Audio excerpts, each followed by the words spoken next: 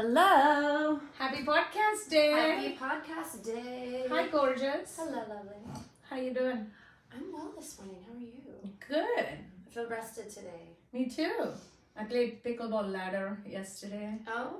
We have in our community, because we have pickleball courts, they created these ladders. Last year, fall was the first one. I didn't get an opportunity to join that. Okay. So I joined this time, 5 weeks, anti-freeze. Okay. As if us playing is going to stop the freeze. Right. So lovely. So it was fun. Yes, it's taken off here, really. It's kind of a... Apparently Austin is a Fanatic. pickleball capital now. Yeah. Well, they do call Austin Neverland because it Mm. has the most men over 30 who are unmarried and... Neverland. Yes. I did not know this. Well, the Lost Boys are. Lost boys are there. How about that? Anyways. Yeah. You know, so pickleball. Yeah. Thrives. Yeah, 100%. Mhm. So we're going to play. Yes. Okay. We're going to play next Tuesday. Next Tuesday. Next Tuesday. I'm excited Harry's flying out for work. to... All this is getting recorded. It's all right. Barcelona. Oh, Barcelona. Mm-hmm. But apparently super back-to-back work. He's not good. Okay, but the food Uh, and the coffee, you know, I fine. hope he at least enjoys basic coffee. I hope he has a great view. I hope so too. Yeah. He's going mid-Feb, like early Feb, right? Yeah, okay. And how's weather gonna be? Either way. You know, it's still Ibiza. Yeah. Not Ibiza, Barcelona. I was thinking Ibiza. Ibiza party. It would be so nice. Yeah. So anyways, today we were going to talk about... Oh gosh, yes. We should talk about death a whole lot more. We should. Yeah. You know, Are you afraid of dying? am I?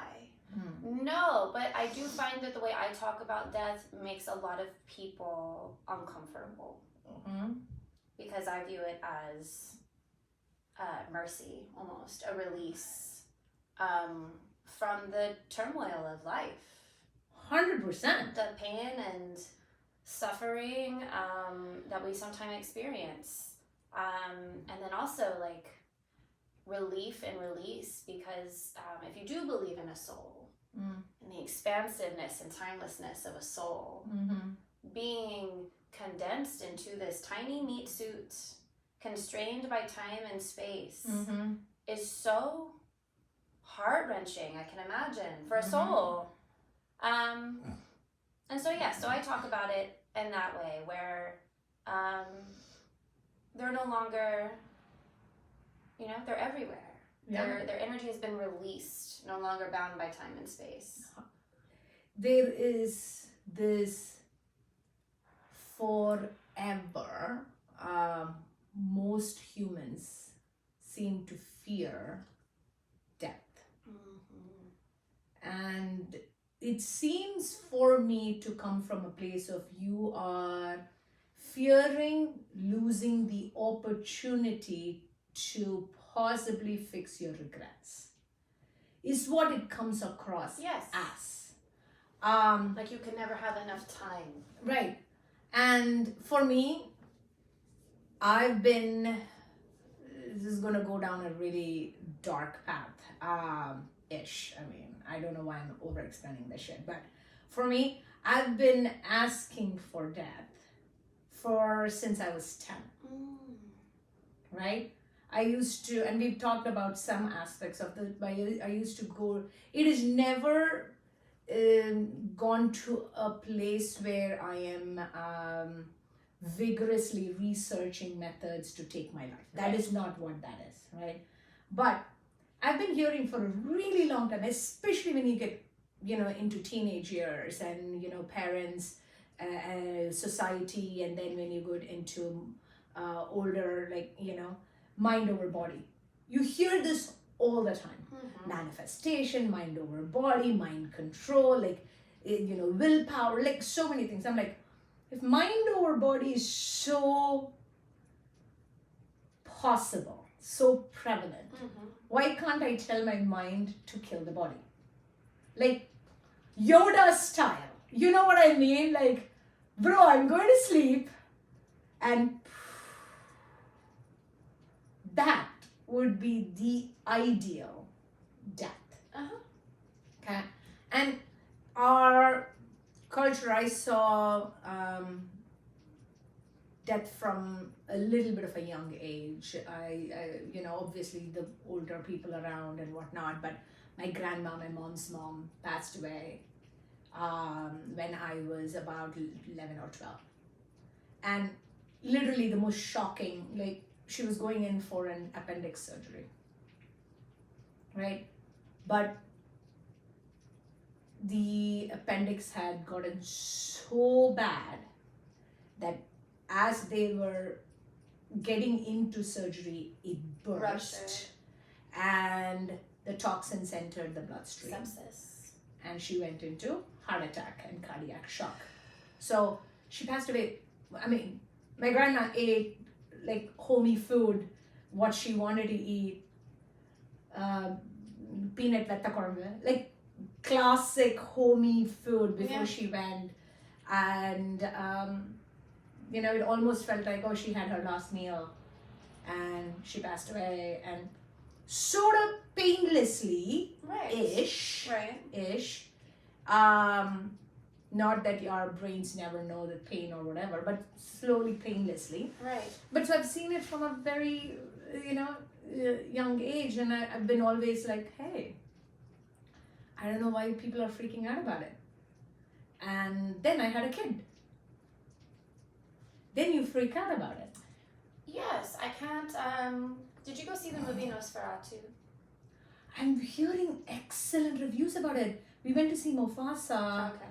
a couple of days ago, and AJ was reading about that movie, and it's like based in 1830 So or it's like something. the original vampire story. Oh, I want to go see it. Have you seen it? Yes. Nice. There was one part in it, I won't get into it, I don't want to put any spoilers out there. But just Highly recommended movie watch. yes, the cinematography, it's kind of gloomy, it's a little bit slow, so if you're going for action-packed, it's not. Before you go into the movie, quick question. Should this be seen on big theater, or can we wait until it comes on streaming? You can do it on streaming. Okay. Right. So it doesn't need the effect of a big theater. No, not unless you really, it's beautiful cinematography though. Gorgeous. Okay, so you're talking about Child death. oh, that is. So I understand the crippling loss you would feel. My mother is a hospice nurse. My mother refused countless pediatric hospice cases. But when I was growing up, my mother is a cancer survivor. So she used to fundraise for St. Jude's for the kids. I had a lot of friends that died as a child. I also was raised around a lot of animals, so there's always a lot of death around. And in some aspects, because I was raised in like the farming industry and area, death was sometimes seen as beneficial to us because we were consuming the animals that we ate. I don't anymore, but it's always strange. And then you start to do research, and where we live now is part of Mexico, and even before that, which is its colonized name. But the people of the land would celebrate death. They didn't fear death. It was an honored thing, right? To go back to Creator. And so I do always find myself maybe not as mournful or grief-stricken, because the energy is still there. Think about it from that nerdy scientific perspective, that energy can be neither created nor destroyed. So we're just, a concentrated energetic form in our 100%. bodies. Yes. But then we're released from it.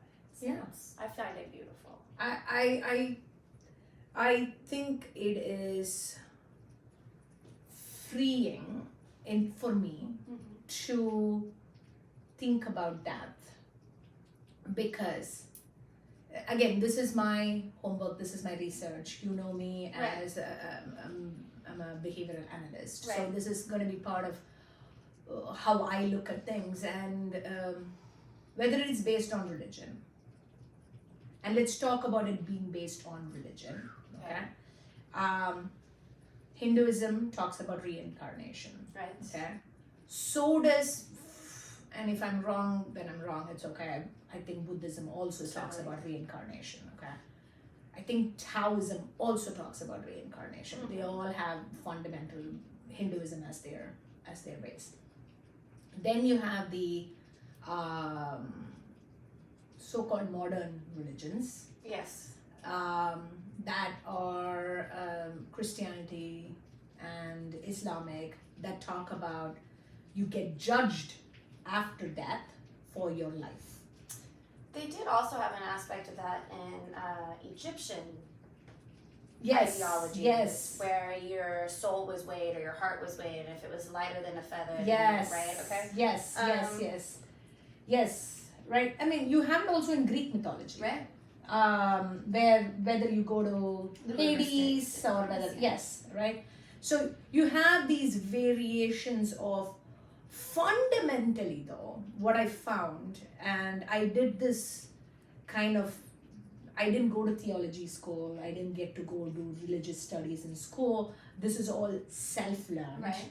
And when I was pregnant with my son, I had recurring nightmares that were soul crunching nightmares. Okay.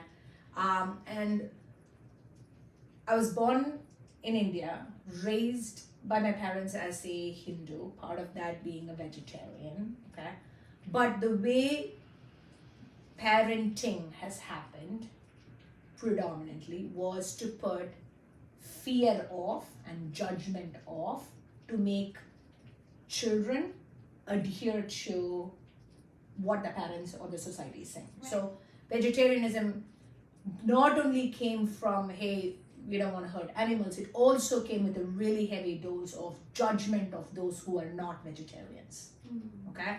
So the moral superiority, oh my god, prevalent. So when I moved to the US, and I had friends and I had even cousins who experimented with meat, and I had friends who had meat in their lives, and that's how they were raised. So when I came to the US, I'm like, oh, I'm going to have a little bit more freedom to explore. And I explored a little. I never got into much of meat, only because my tongue and my flavor profiles are very attuned to, crisp flavors. And so meat, for whatever reason, I could taste rot, which is death. I'm so happy you said that. For me, Yes. that is it. No, right? it is. It's there. It is, right? It's like a wilted spinach. Like, I don't want to eat dead things, Mhm. kind of thing. I'm not saying fruit is not dead after you pluck out of none of those things. But that seed of the fruit, if you plant it back, it will grow. Seed of, whatever those things are. Anyway, I didn't like the taste of it. I didn't enjoy it. So I ate some of it. And I got into enjoying buttered lobster sushi roll. Right? I didn't enjoy anything else. It's like lobster was cooked, it was buttered. I don't know, anything you put butter on, Right. not that. So I've had a couple of those. I got pregnant, and the nightmare, I didn't eat meat, whatever, but nightmares started when AJ was around 4 months, 5 months in my belly. The nightmares were species A farms species B and to eat species B. And I started seeing my child, though I can't see a face, but you have the ultrasound, my child in the species B part, where species B is farmed to be eaten. That is scary. Right? I mean, it's a species. You never know which species is going to do what to who, right? We've been through gladiator worlds and whatnot, and you never, first and foremost, there is for sure life beyond what we have on Earth. Absolutely. Okay? There are a million suns and million planets, and dark matter, aka matter you can't see, antimatter, is about 70% plus. It could be even more, Because what we can and analyze and see and whatever is all just matter we can see. So there's like probably things around us that we don't even know. Right. So I stopped meat, like I'm done, no longer meat. To me, from that point onwards, the only time I feared death was, hey, is AJ gonna be sad I'm not around? As I got older and AJ got older, there is going to be a time I'm not going to be around. And it can be today. Because I lived in a city. Yeah. I lived in Chicago. You can be hit by a car or a bus or whatever. A crane can drop on your head. You don't know. There's a million ways. And I used to fly so much. I used to fly for work so much. I used to go in cabs so much, train so much. So I'm like, hey, if I, on any given moment, I'm happy with who I am, that started giving me a lot of peace. So when I went to bed, nowadays even more so because I went through a very serious depressive state, and you know this, I'm like, hey, if I am done through the sleep, fantastic, I had a good day. I was a decent human being. I cared about people. I gave my son a hug. That was the last thing I gave my husband a hug. It was words of kindness. I was kind to myself, and I'm good if I don't wake up in the morning. When I wake up in the morning nowadays, I literally start with, okay, so I'm alive, another day. Let's go be as positive as we can be. I can walk. I have a bed. I have a roof. I can eat. I can see. I can feel. Let's appreciate this and then move on. This took a really long time, about 42, 43 years for me to get to. Wow. Right? Because even when I went to bed, what do I have next tomorrow? What do I need to take care of? What do I? How much should I do? What goals I need to hit? Versus appreciating the end of the day, appreciating the moment. So for me, conversation about death has significantly changed personally, and I think people should talk about it more. I agree. I always find myself talking about this book that I read years and years ago. It's by Alan Watts. It's The Wisdom of Insecurity. I find that people, because we grow accustomed to presence, we grow accustomed to having something there every day, then a lot of people struggle with it not being there anymore. So we see these people like grieve tremendously, and grief is a beautiful, wonderful, and harrowing experience. Almost necessary though. I find grief to be a rite of passage in life. I might be addicted to a certain kind of sadness. I love melancholy. It's probably why I loved the visuals in Nosferatu so much. It's why I find myself loving, just things that are a little bit somber. I hang out in cemeteries. I ride my bike to the cemetery. When you start taking that a little deeper, right? Everybody is a little different, but having an, opening a layer like an onion, what are you sad about? I wouldn't say that I'm sad about anything other than I wish life was more about living. And not surviving. Yes. Yeah. I wish there wasn't so much violence in our everyday experience. Because we could. War is, in my opinion, and I am probably, I'm not saying by any means, my opinion is everything. For me, war is a choice. You can choose to go to war, or you can get through the pain that is the trigger for a war. and you can't, it's not easy. Can I kick a few butts? Absolutely, I can. I have great hand-eye coordination. So do you. So if a gun is given to us, can we take a life? Absolutely. Should I? Could I? Yes. See, I know Should I? myself enough, and because I've had to have this conversation, I had someone follow me home once, try to break into my house. I didn't have a gun. I had a dog, thankfully a pit bull, and the cops got there quickly. But it was in that moment that I knew that I could shoot someone, but in my head, death is too much of an easy out. I want to maim you. That is it. That is where I'm at. I want to eradicate the threat. Doesn't necessarily mean I need to take your life. No, I'm gonna shoot you in your kneecaps. Yeah. I've already, like, 100%. bam, you're gonna think about me every single day For the rest of your life. Okay? That is suffering to me is That so much is. worse than death. And I Yes. think that's the part where I started to notice that my imagination and my perception of death was a lot different. Yes. Because to me, suffering is so much worse. It is. And so then I had these conversations at work. Literally, someone last week was like, how do you even get into these conversations with people?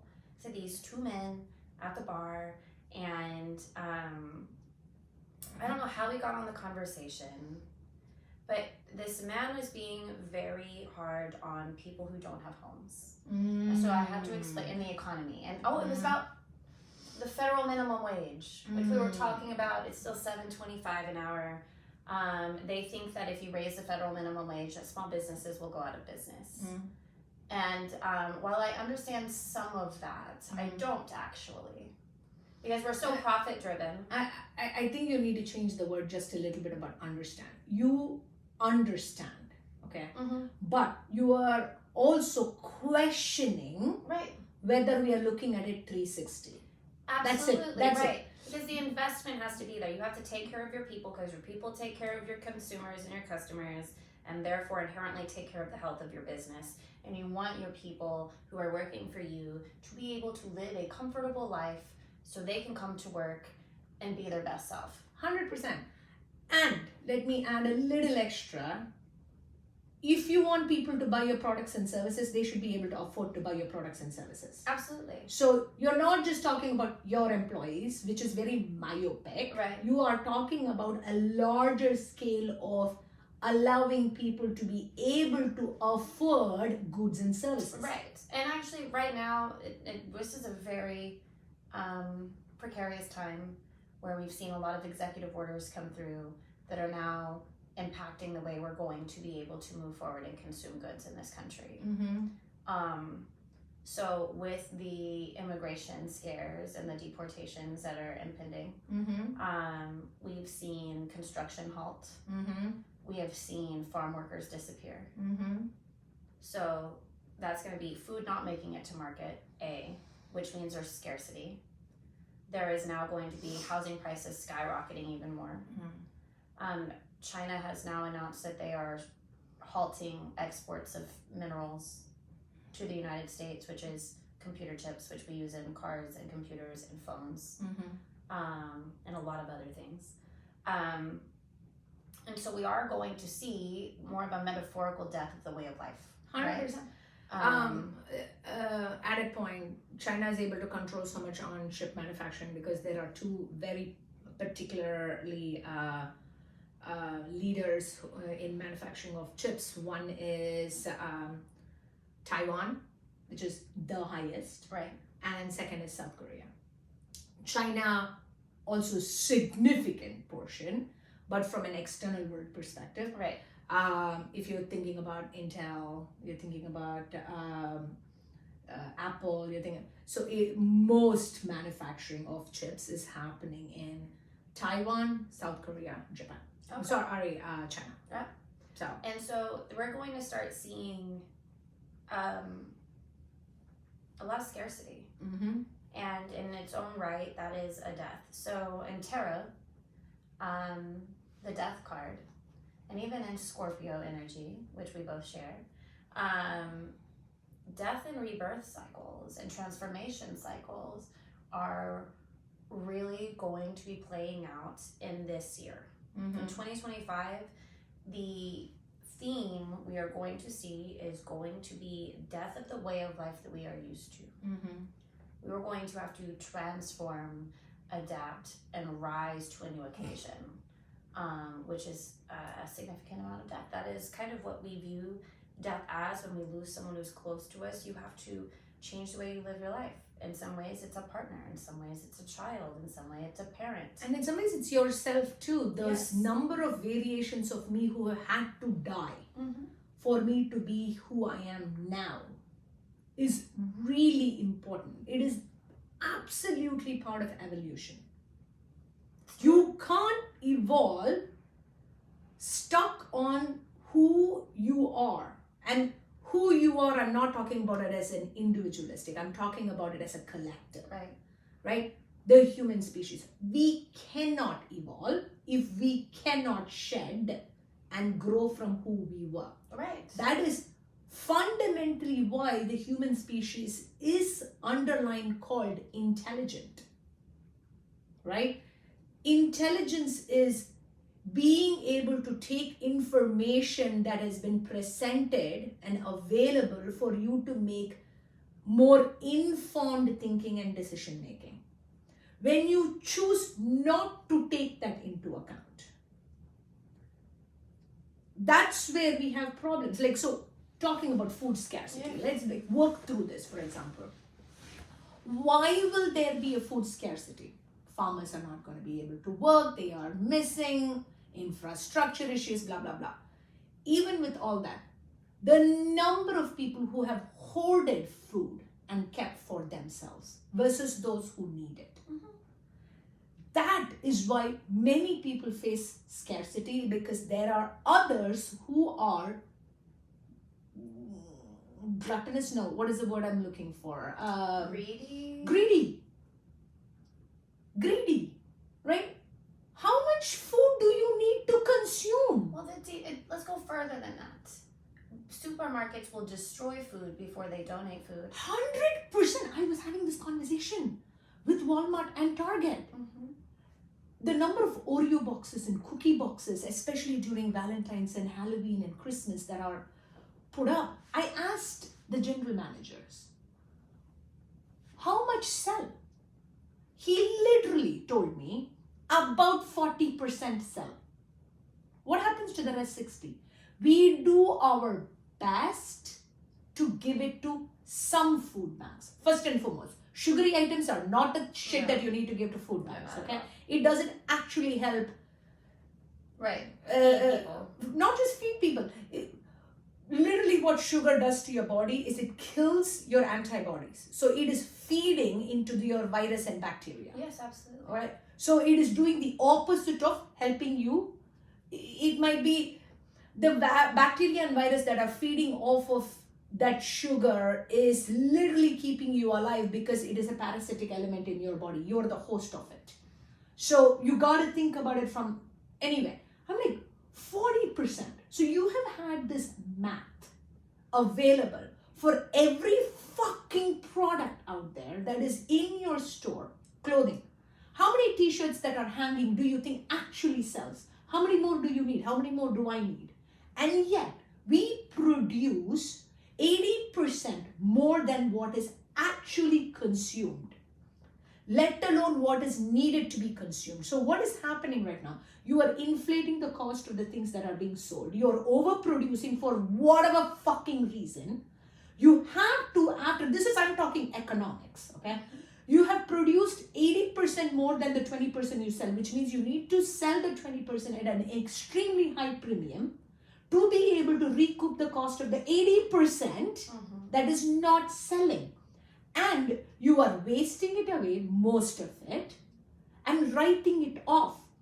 Can we produce just maybe say 25%? Creative demand. That is the point. That we've created this machine that overconsumes, but also underserves. Mm-hmm. Right? And that was something that I was talking about. So when he was talking about the 725, and then not being able to afford paying people a livable wage. And then I talked about homelessness in 2024 doubled. And he goes, what does that have to do with anything? And I'm like, the housing market, housing is not getting cheaper. But if you're not paying people more, how are they affording the bills that keep going up? They're not. We're watching families lose their homes. We are watching more people have to live on the street. And then he goes, well, majority of the homeless aren't working. I want you to know my very first general manager position I ever had out of college, where I thought making $40,000 a year was huge. It's not. And that's still kind of the base level of what people want to pay you now. That was 15 years ago. 40,000 being a lot for me, and then realizing it's not. Okay. Now they still want to pay you maybe 50, but So mostly that- 48. So that the ones that are paying can hold more. They can make profits. We need Yes. profits. We need exponential profits. People are suffering. And then he was like, well, those people aren't working. And when I had that GM position, I had a young man come in who wanted to work, who was eager to work, who had a great personality. His address was a shelter. My boss would not let me hire him. Can you talk about privilege and prejudice? Oh my God. And so then I had to tell that person who was saying the homeless don't work, most people aren't allowed to hire someone who doesn't have a stable address. And then they also don't have access to showers or clean clothing. And those are the ways that we are gatekeeping people's ability to work. 100%. We have created so much prejudice against that kind of privilege. We cannot dismiss that having a stable roof and home is a privilege. It is. Huge privilege. And when we prejudice against that, you are literally blacklisting them and creating a systemic barriers Yes. to move forward. I remember But then we vilify them having to use their only resources they have, which is 9 times out of 10 selling your body. and that is us taking accountability for what's happening around us. Like, yes, you and I individually can't solve for homeless. No. But you and I individually can be fucking kind to a human being. All the time. And you know, why are we judgmental? well, also you see people in crisis. So I get chastised, we'll say, a lot. Judged. Not even, like literally chastised for putting myself in danger, for speaking to, engaging with people who are in crisis, who are experiencing homelessness or going through a mental health episode. They'll be like, why would you go over there? Why would you put yourself in an unsafe situation? I'm like, that person is experiencing an unsafe situation. Who am I to stand here if you aren't, and you aren't going to go over there? If not me, then who? Who's going to go help that person? Because you're scared and you're creating this fear around a person who just needs your help. Correct. You know who we generally are actually more scared of? Is the burly, bulky, in your eyes lust kind of people who think they can get anyone or anything. That's the kind of person I'm more scared of than a person who can't even afford a morsel of food a day. Can you imagine how infuriating it would be to be outside of somewhere where you watch people walk in and out and spend an exorbitant amount of food on a very trendy, or money, on very trendy little food, kombuchas, coffees, and you don't have a very literal pot to piss in. Yes. How angry it would make you to watch those people walk by you, know that they have more than what they need, and never even think about sharing it with you. To look at you like you are scum, scary. How dare you even be observable? Yes. So growing up in India, India has 1-something plus billion people. Right. In the last 50 years, it doubled. Okay, Yeah. population in India and population in the world too. Right. obviously India. It's very dense. It's Densely very, populated. very dense. Okay, and I grew up in an extremely big city. Okay, so I grew up right on a main street. I grew up literally opposite stores behind which were service people, so people who were maids and drivers, and they lived, and behind them were the slums. Okay, I grew up very aware from a very young age of those who had to beg on the streets to survive, and I've had children beg.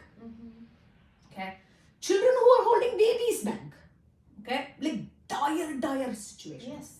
And I've also been informed around me by society, even by parents sometimes, if you give them, more will come. So if I say give 20 rupees to somebody who's approached me, more will swarm me for me to give more. Obviously they will.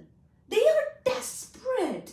They're hoping somebody, one person has made, like seriously, you want somebody who's on the street with hardly an underwear that has ever been washed, lying and sleeping, not ask for money from somebody who's giving money to another person. You're hoping for that kindness to be offered to you as well. Why wouldn't they come? Like, how can you ask them to be grateful that I gave to one person and not swarm me? They're not coming to kill me. They are coming to beg for their survival. Right? It is gut-wrenching to see it. Gut-wrenching. So when you have, like, I used to have 10 rupees, 15 rupees. Whoever I saw, I would give that money away. Yes. So the next person who would come, I wouldn't have money. Like, I wouldn't have the cash. Yeah. Right? And it is, if you were in that position, would you not, if your kid was in that position, for whatever reason, would you not want some other human being to take, sadly the word is pity? Like, they are hungry. And then you have people here, and granted there are people who suffer or struggle, we won't say suffer, but struggle with addiction. Can you imagine living like that every day and being expected to not seek out some form of escapism? 100%.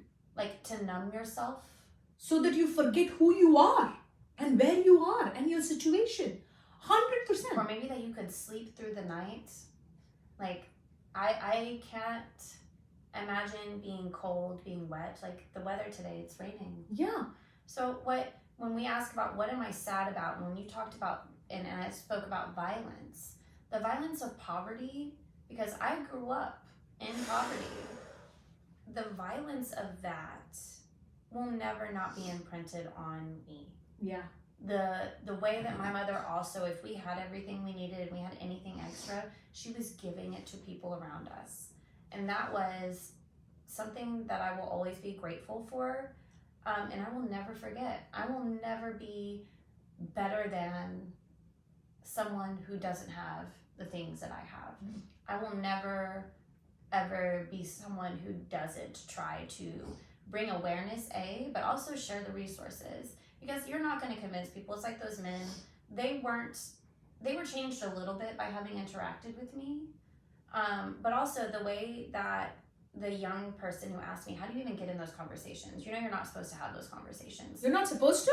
I did not know this. Apparently, it makes everyone uncomfortable. And that is a you about problem, you yes. fucking asshole. Oh, And sorry. so- I don't name call exactly. people. I know, but that's it. It's like you're expected to never make someone uncomfortable.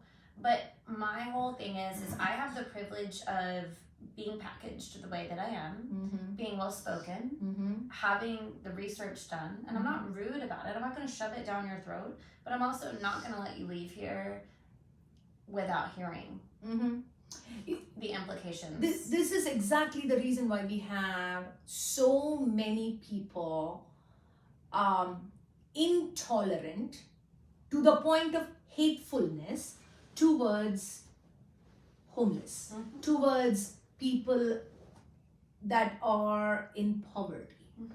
Why? Because it makes you uncomfortable. Yes, it makes you feel shame Yes. for having all of the nice things that you have. I'm sorry. We have a responsibility to our communities. It's not to police people who don't have enough. It is not to punish them for not having enough, and that's what they're doing. We are not making space for people who need that safety net. And we would rather people be able to afford vacation homes and vacations and, luxury vehicles that are an exorbitant amount of money. We would rather send billions in aid to foreign bodies. And this is why we need to talk about death, okay? Because if you are watching this, which we have very few people watching, it's totally fine. If you're watching this, if you interact with Lo, if you interact with, us, think about your death. Consider you're gonna die today, okay? And ask yourself, what is it being taken away from you for being kind? In your mind, you don't need to show kindness, right? In your mind. And I will tell you this, it starts with you. It starts with you being kind to yourself. The judgment you have that you practice outside, you execute it internally as well. Anytime you are looking at another, that is how we are. What we look outside is easier to judge outside, but you will apply it internally. Oh, I am not fit enough. I am not skinny enough. I am not smart enough. I am not silly enough. I'm not funny enough. I am not rich enough. Productive enough. Any of those things, right? You start judging yourself. I am an addict. I am not sober enough. Whatever those things are. It is very easy to judge. It is very hard to be kind. When you practice kindness on yourself over and over again, you can and will start practicing kindness to another human being. When you practice kindness to another human being, you can, absolutely, you will practice kindness on yourself. But you also, it's a ripple effect. So I believe in spreading kindness like flagrantly, chaotically, just like throwing it out there, tossing it to people, sprinkling it everywhere. We went grocery shopping yesterday. I took Ari. She finally went grocery shopping. And she stopped people, like 4 or 5 people stopped them to give them compliments. Or she used to yell compliments at people, like aggressively. But she will stop you first. And then she will tell you something nice. Yes. And you watch these people light up because they are not expecting to have been interrupted from what they're doing at the grocery store. And then having something kind said to them about something that they did intentionally. Yes. Right? It changes people. It softens them. Yes. Sometimes it can be misdirected. They'll tell you women don't be kind to men. Don't be unkind to men either because it's dangerous. No. Everything's dangerous for women. Engaging with men. But I do believe that softness is necessary because then you also have the opportunity to redirect it. I'm just being kind. Yeah. I am insanely complimentary. Like crazy complimentary. Not just to my family. I practice it everywhere. Everywhere I go. Random people will get compliments from me. Every time I interact, if I look at a human being and their face, I will be complimentary. And my son, one day, we were out, the 3 of us, this was in the last 4 or 5 months, and he's like, Mom, you are so generous with your kind compliments. I mean, the words he used, and he's like, it's awesome to see that, Mom, right? I didn't do it because my son was there. Right. I've been doing it forever. Right, it is who you are. It is who I am. I grew up getting far more criticisms than compliments. And it has taken a lot of practice for me not to be judgmental. I will not judge myself. I will not judge others. It didn't come easy. This is in the last a few years that I am now much more consistent with it. But I've always been one who would compliment. Anyone who walks into my Pilates class or anyone I interact with, I will compliment. I mean, you know me. And it is not to say, oh my God, like nothing. It is just, you know what? Smile and make somebody's day a little bit okay. Absolutely. It costs you nothing. Costs you nothing. But that's it. Or when I notice someone smile, the way it lights things up. Like I like to, and also thank people for how they show up. That's one of my favorite compliments to give out is I appreciate the way you show up in the world. I appreciate the way that your energetic presence alters the fabric of the reality in this space. I need more words like this. I literally do, because I'm like, I don't want to say, hey, beautiful, and then within parentheses, inside and out. Right. I'm like, I need more, you know. Well, I think it's important because the more that you're able to do that, because it's so easy to compliment someone's outside. Totally. Right? But to be able to go deeper than that and notice, like I have coworkers who are so undeniably giving with their service, right? I have a coworker that helped me out on Sunday. I had to coach volleyball. My assistant coach wasn't going to be there, and instead of me having to give my entire shift away, he went in an hour and a half for me and opened for me, and I tried to pay him, and he was like, "You may not." And so we pay each other back in different ways. Yes, obviously. absolutely. But it's not just me that he does these things for. Yes. It's consistently kind. But always giving of himself. Yes. Of his time. Yes. Of his even affections. Like I watch him be affectionate with our male coworkers. Yes. I watch this person literally make the world a better place around him, no matter where he's at. 100%. And it's so beautiful to see. And so it's always something that I like to acknowledge because while he is beautiful on the exterior, the way he is in this world is far more beautiful. Yes.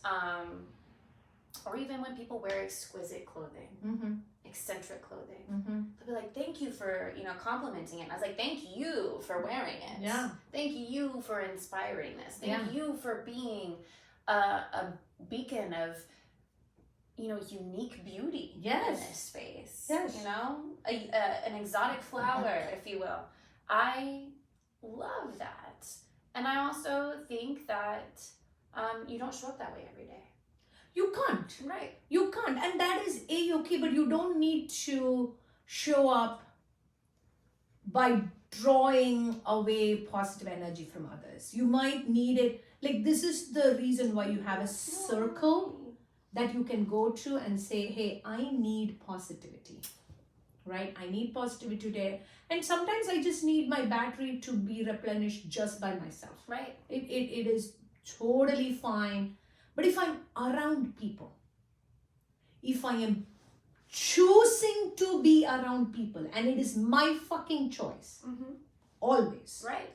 If I'm choosing to be around people, then you have a choice either to add good energy or take away energy. It is absolutely your choice. And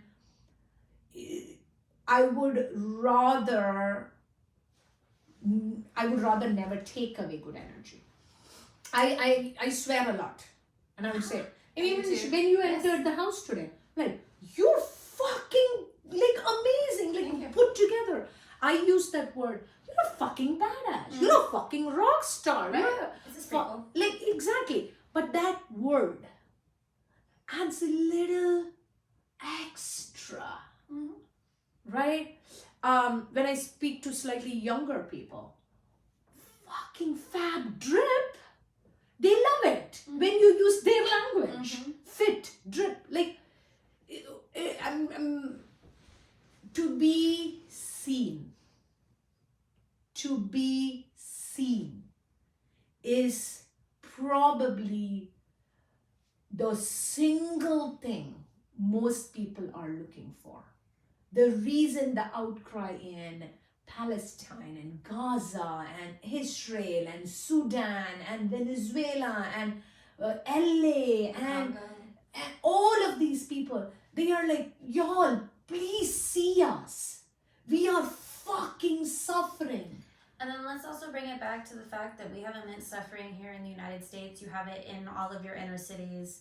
It is the first thing people talk about to me when I bring up Seattle. It is the first thing people talk to me about when I bring up Austin. It is the first thing people will talk to me about is like, oh, the homeless, oh, the homeless, oh, the homeless. There is disparity everywhere around us. And all they need is for you to see them as humans. That's it. Not as a problem, not as just the homeless in a dehumanizing way. They're want to be seen. That's it. To be beheld is so important. Yeah. They don't want to be seen as the one that is making you uncomfortable. They are uncomfortable. They are. They themselves are. Right. You know, another thing that has worked for me personally, and I can only share things that work for me because I have applied it as best as I can, is you made me angry. I changed it.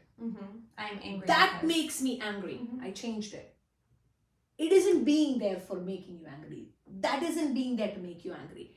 If you are angry, it is your feeling emotional response. I'm not saying anger is wrong. What you take action on that anger, that we should talk about. But anger is the most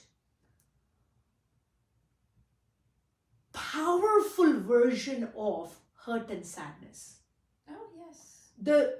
You are angry, you get angry only because you are helpless, you have lost control, and you are hurt and sad. Right? Alone, hurt and sad. Like, these are the things. Then you get angry. And often we first start with anger with ourselves, and we don't want to be angry with ourselves. We want self-pity. Then I'm going to put it on you. You made me angry. You did this. No, they didn't. I got angry at work. And it was because of some things that happened, and my manager came back and apologized for them. But then the way the repair took place was hours later, the topic of patience was brought up. And my manager shouted me out and said, I have never met anyone more patient than Lo. And he's like, even when I am misplaced and aggressive and snappy, all you do is say, okay, I see you, we'll fix it. Instead of internalizing it. Well, I do sometimes. It does get on my nerves. Like, my coworkers will tell you, they can tell as soon as I'm disenchanted is how they view it. But you're processing it. It is, but you also have like interrupted my flow state by projecting your things onto me. So now I'm having to transmute and alchemize the energy you've given me, and now I have to shift it for the room, because as soon as I'm off, everyone's off. Correct. They're like, are you okay? What's wrong? Why aren't you being this magical, uplifting person that you are? Yes. And it's like, guys, like, I have to recycle it first. I have to process it first before I can change it.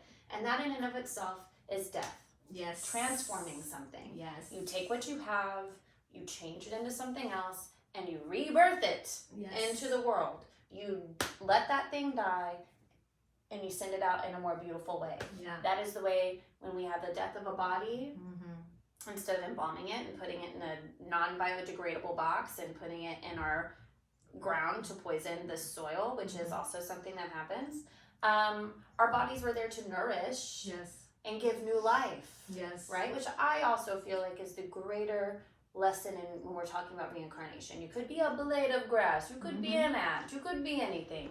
You're nourishing that around you, the great circle of life. So take that further. So if you die, what do you want your body to, how do you want your body to be handled? So I know in our conventional life, it's really hard to be like, just leave me out on the hillside and let the let me be carry on and let me feed animals that eat things that are dead. I would like to be cremated, and because that's what you have to do to be processed. And planted with the seed. I want to be a tree. Mm. That way I can recycle carbon and create shade and, nourish the soil and anchor the ground. So, I want to be a tree. I want to be a tree sister, and that's why every time I walk by You should write this down, girl. big, beautiful trees, everyone who knows and loves me knows I want to be a tree. No, but you have to write it down so that, like it has to be put down. Because I think it's important. Any particular tree?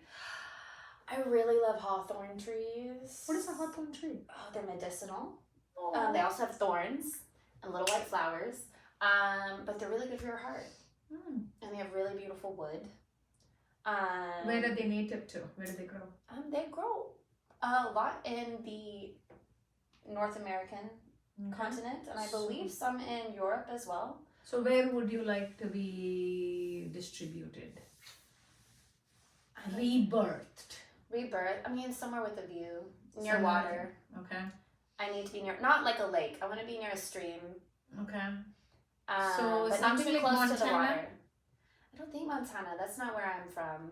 Okay. So if Oklahoma? not Austin in the hill Okay. country, Yeah, that works. I would like to be in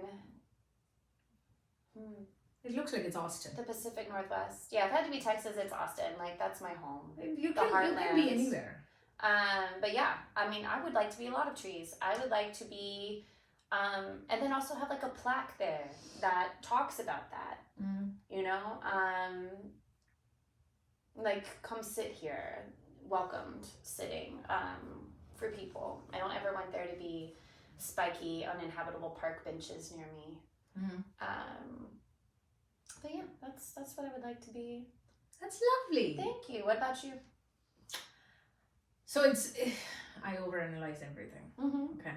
So if I am, first thing, if I can control, I want to be out by 70. And I had this conversation with AJ just recently. Okay. We've talked So about now it he briefly. knows. Yeah. 70, I'm good. I've lived a long life. I've lived a good life.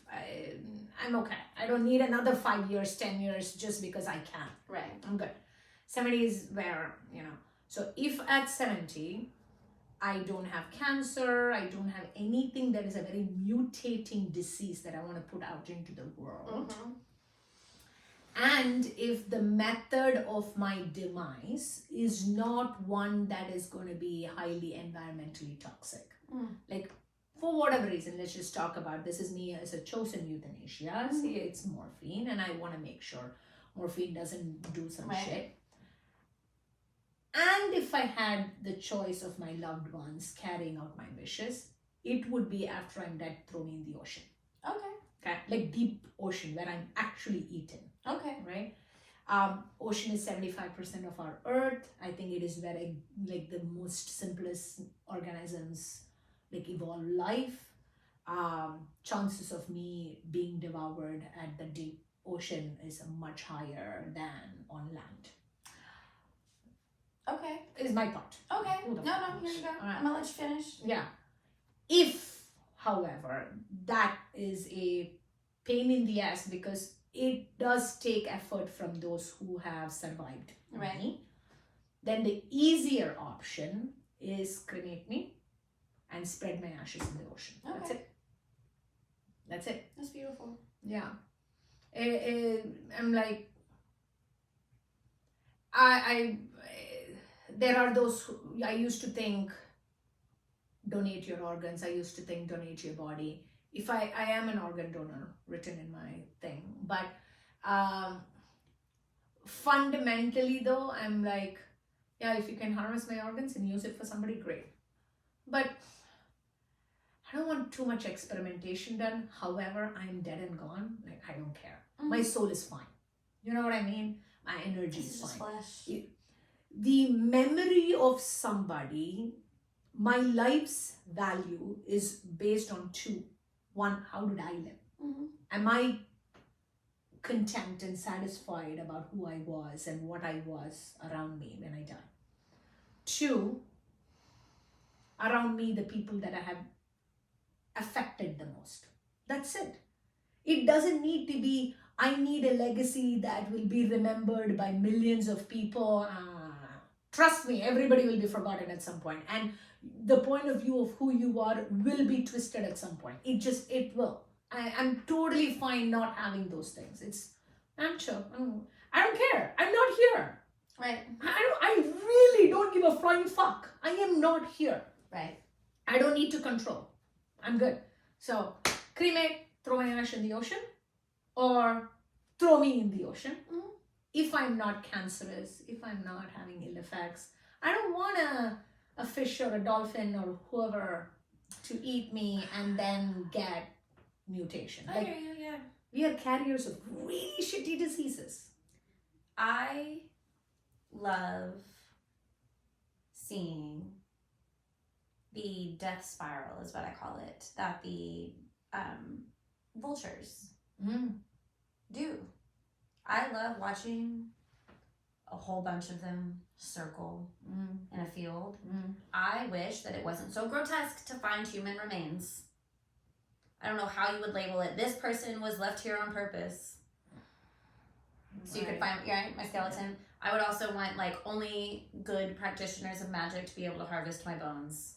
You can't control any of that. It's fine. If you want to practice black magic with my bones, I bet they're potent.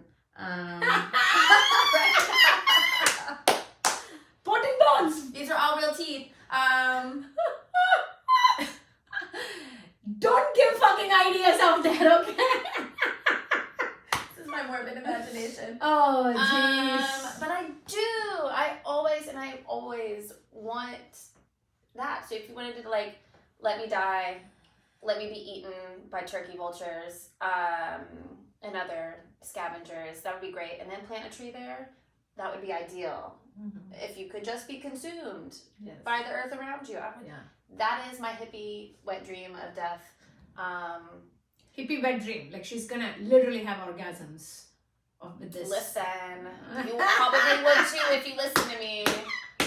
If you let it happen, I promise in the astral realm, we'll have the juiciest. So she also said around a stream, so this is a gushing orgasm. Exactly. Right? Very abundant.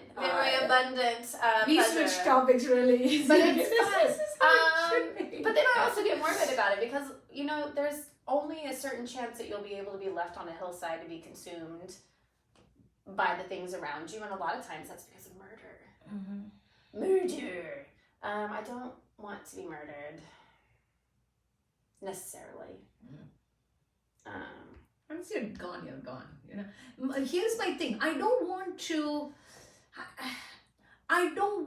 to be tortured. Right. I want to suffer, guys. That's it. I don't want to be like, oh, let me show control over you by making you suffer pain. Like, I'm gonna pull your nails off. I'm like, what the fuck? Put a bullet in my head. I am good. Like I don't want that shit. And that's why you need to have insane empathy for those that are suffering physically, emotionally, mentally. Like, do you think somebody who's homeless isn't suffering? No, they are every single day for so suffering. many reasons. Yes. Can you imagine the immense shame that they have to feel being viewed the way that they are and being spoken about the way that they are? And then also for someone like me who helps people, to have everyone around you be like, that is so dangerous. You give me anxiety because you help people. Yeah, your discomfort, bitch. Be uncomfortable. Grow from it. If I that is your problem. I mean, people who are hungry, our children will never know what it is to go hungry. Never. Like, teeniest bit of what they think their dopamine needs, they will but they don't know what it is to go hungry. To go hungry to the point where your body is eating itself. It is literally sucking itself into a wormhole. My mother talks about that. That is so much pain. My mother has told me about times where she went 4 days without eating so she could make sure that my brother and I ate. Where she would sit in her car crying that she was so hungry and shaking. Yes. And it hurts me to know that my mother experienced that, right? Which is all the more reason that I am who I am, that I give food away. When I watch people, we have these grotesquely large servings of certain foods at my restaurant. like grotesque, I know. like a turkey leg Yeah. on top of a giant thing of I mean, potatoes. she's literally talking about food for 4 people. Yes. Yes. And I watch these people not finish it, but like not want to take it home. Yeah. There's seafood gravy on it. Yes. Like not only did the turkey die, a whole bunch of other things died for this plate. You aren't going to eat it, but when I can't finish my leftovers, A, I love leftovers, but B, I will box it and I will find someone who needs to eat. Yeah. Okay? I will tell you, it was easier in Chicago than here for me to In this give area. it. Very, very, very, very, very hard here. Mm-hmm. Chicago, no joke, we would absolutely, every restaurant that we would not finish our food, we will box it. We won't even take it home. No. Unless we haven't encountered a person. We will absolutely, and most often we will buy one thing that is not half eaten. Right. And give it. Trader Joe's in Chicago, South downtown. We used to shop there. My son, he was much younger. He was like 6-ish, around that age. We would buy whatever food we would buy. AJ would open, waiting for either the Uber or my husband to come pick up, whatever it is. Open Oreo and open crackers and take a banana and walk up to the 2 homeless people at the corner of that Trader Joe's and go give it. And I'm like, it is, and he got that because he saw me and my husband give food away. And I'm like, I do not want to waste food. I don't want to overconsume it. Me and Hari no longer order 2 entrees for our own. We will literally always share. Always share our food. But like, my dad did this. My dad in India, growing up, when we went to restaurants, he would say, let's order 1 or 2 dishes, whatever it is, finish eating it as a family, everything is family style. We will order the next one. Always. And I didn't appreciate it as much then as I appreciate it nowadays. Because I think 2 things it did, right? 1, you practice appreciating that item that you have ordered, not the excess that you possibly could just because. You get to appreciate that dish, that tasty morsel that somebody created, something you don't usually do at home, right? You should talk about the food. You should talk about how delicious that is. You should talk about its texture. I'm a food snob and I love food, right? So that is important. And second, from a healthy perspective, you wait for your body to register you have eaten food so that when you have the next item come, you are not pigging yourself out. You gotta give time for your brain to register. And I'm like, all right, dude. Of course, he couldn't explain all of this, but for whatever reason, and I'm like, I appreciate it. That's beautiful. Yeah. We went from death to feeding. Dude, we were talking about being eaten. Excellent topics today. Yeah, we did talk about getting eaten today. I love it. But I mean, that is the circle of life. It is. And I'm glad that we talked about it today. And we would love to hear you all's perspectives on death and dying and fear of surrounding those things, or, beautiful stories if you have any of them. So feel free to leave comments. I love reading them. I know Sharda does. And until next time, wishing you love and happiness and coping mechanisms for the spaces in between. Have a wonderful day.